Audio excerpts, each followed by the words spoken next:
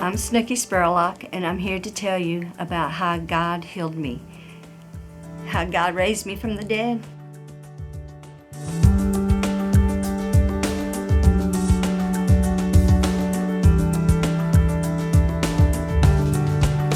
Before I went to the hospital, I was sick at the house, just not feeling good, so I had chills and fever, thinking that, hopefully I don't have the COVID.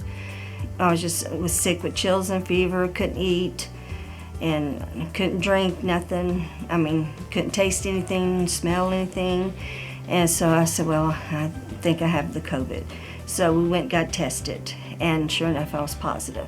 On the 11th day, they said it usually takes about 14 days to run the course. On the 11th day, I was like, well, I only have 3 more days and I'll be over this. Well, that night I had to go to the emergency room because I couldn't breathe real well at all.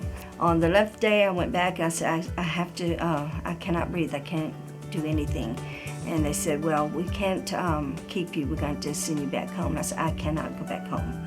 I just can't go back home. I can't eat. I can't drink, nothing. And they said, okay. So they put me in a room, and they came and they tested me and did x-rays on me. And that's how I found out that I had to stay, because they realized I wasn't doing well. COVID attacked my organs and gave me a sickness that I couldn't eat. Saturday night, I was real sick, and I called Mike and told him, I said, I just don't feel good. I can't even talk on the phone. And he was singing songs to me so that I would be calm. And while I was talking to him on the phone, I coded. He kept calling me, Mom, are you okay? And I was gone.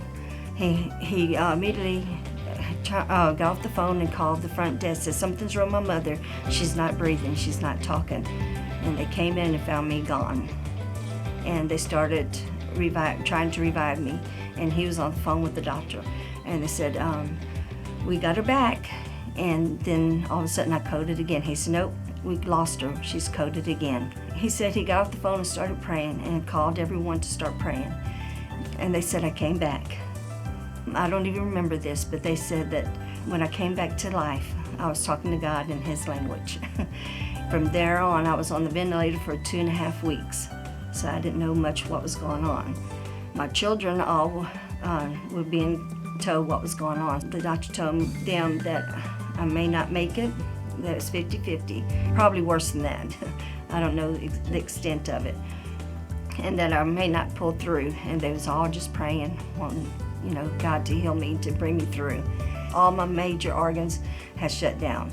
I had died for too long, and my whole body was just bluish gray because I didn't get enough oxygen.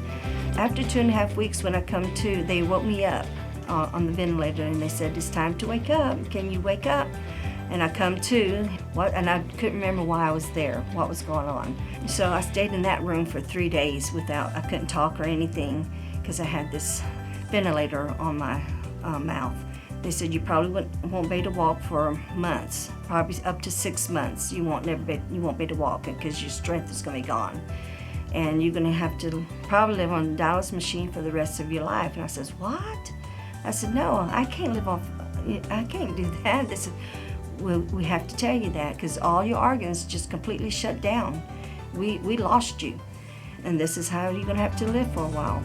I was just praying, to myself, Lord, I can't live off a machine. I can't. You brought me this far. You can do the rest. I called Micah and I told him, I said, you need to pray for me and the church to pray. I don't want to live off a dialysis machine for the rest of my life. He got the church to pray. The doctor just one day said, well, let's take her off this machine and see how she's going to react.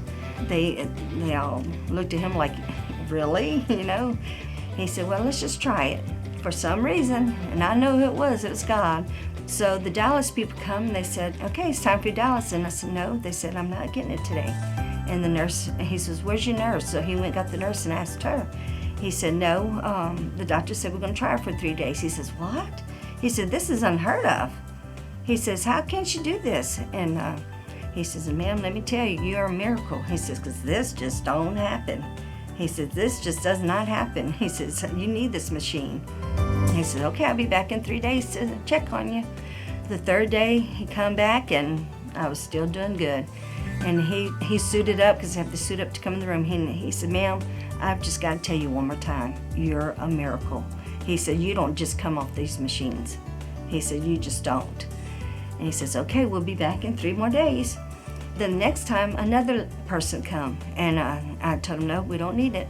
He come in there too, and he said, well, I've been here since day one, since you've been in the ICU. He says, I've got to tell you, you're a miracle. He said, you are just a living miracle. You should not be living. And he says, now you're getting off dialysis machine? He said, this is unheard of. He said, God has been good to you. I said, yes, sir, he has. He has really been good to me. They said, the only way you can get off a machine once your kidneys fail you is to have a kidney transplant or live off the dialysis for the rest of your life. And they was completely gone. I have the paperwork where it says all my main organs were completely shut down. And God healed me completely. And then it didn't even take me 6 months to walk. I was walking without the walker and everything, even though I was weak. And I was still walking on my own. And it didn't take six months. God healed me there. And also while I was in the hospital, when they ran the test on me, they told me, my doctor said, did you know you had a tumor or a mass on your liver? I said, no, sir. He says, well, we will talk about that later. Right now, we'll get you over this sickness, and then we'll talk to you about that. I said, okay. Well, when I got home, I remembered about that. So I asked my doctor, I said, they told me in the hospital that I had a tumor or mass on my liver.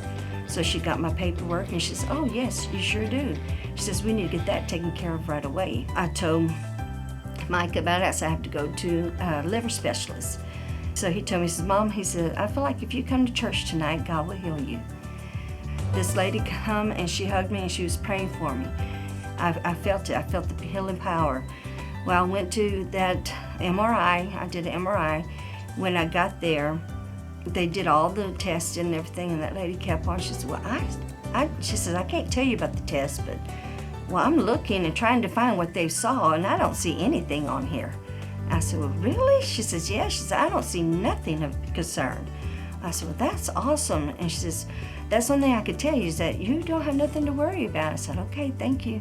Doctor called me back to tell me my test results. She says, they didn't find anything. They couldn't find it. And she says, on your paper from the hospital, it shows that you have a mass or a tumor. She says, you have nothing. God healed that also, completely healed. Today, here I am, alive and well, a year later. He's an awesome God, awesome. So that's the story of how God, with his amazing power, healed me from death. I am alive today. He raised me from the dead. I was completely gone, not once, but twice. God raised me from the dead.